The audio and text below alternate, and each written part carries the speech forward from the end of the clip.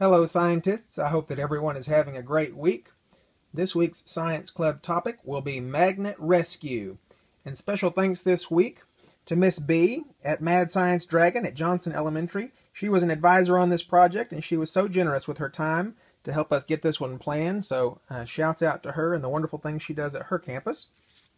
What we'll be doing today is we'll be using engineering to protect against sharks, zombies, and black holes. Students will be engineering a tool to rescue 10 divers from the bottom of the ocean. And our divers today are going to be these Daisy BB pellets like you would use in a BB gun.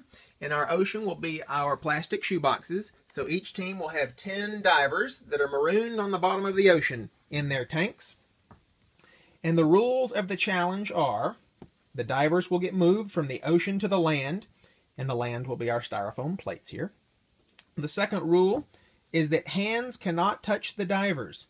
So when students are rescuing the divers, they cannot put their hands directly on the divers, which is probably safer because I bet the divers have jellyfish all over them and they probably would sting your hands anyways. And then the third rule, tools cannot go into the water. They work outside of the tub only. So the tools won't get wet from dunking.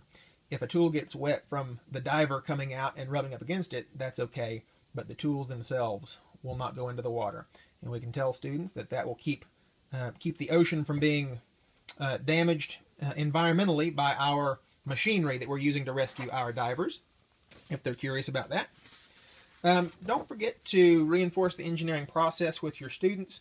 The engineering process that we'll be using has 4 stages. The first step is to make a plan. So they're going to have to figure out a plan to rescue their divers, and their plan will be using these supplies. We've got craft sticks, we've got these disc magnets, we've got tape, and they'll figure out a way to make their own tool to rescue their divers. After they've made their plan, the second step is to build it. So they'll go ahead and put it together. After they've built it, they will need to test it, and then after they test it, they will need to decide on improvements. Now, after they've figured out what they need to do better with their tool, they're going to go right back to step number 1, where they make a plan to implement those improvements. And once you get your students on that engineering process, they can just continually cycle through it, and their tools will continually improve. When you've got them going in that cycle, you'll eliminate "I'm done." If you have students who like that, they like to say they're done and they quit working, there is no "I'm done" for this one. They just figure out which step they're on, and they keep going with that step in that cycle. And it also should help you eliminate or at least cut down on what's next, because whatever they just did, they'll just be on the next step of the process. So hopefully that'll ease your process a little bit as you guide the activity.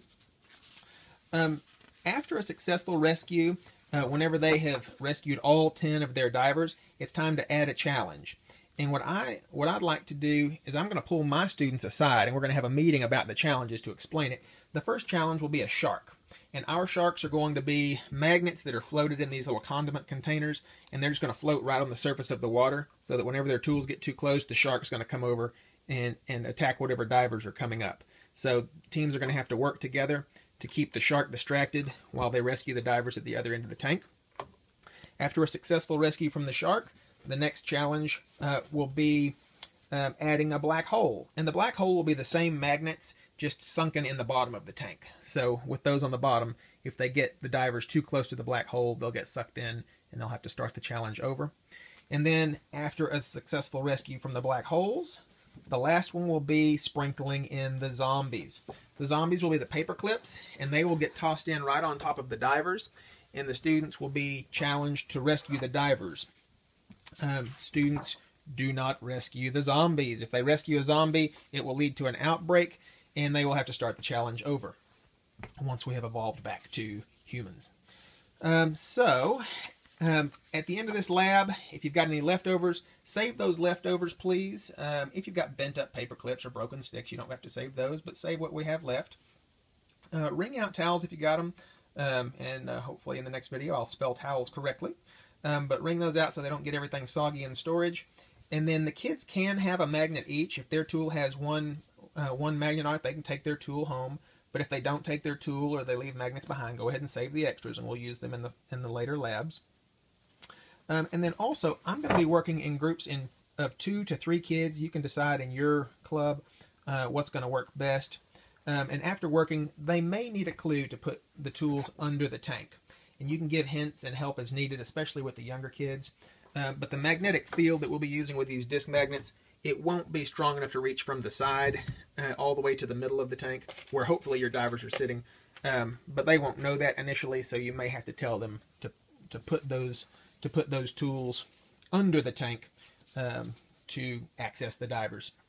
So if you've got any questions, please reply to the group and let us know what you're wondering. If you're wondering it, so is somebody else. And again, thank you, Miss B. We really appreciate your support in this one. I hope you have a great week too. Everybody take care.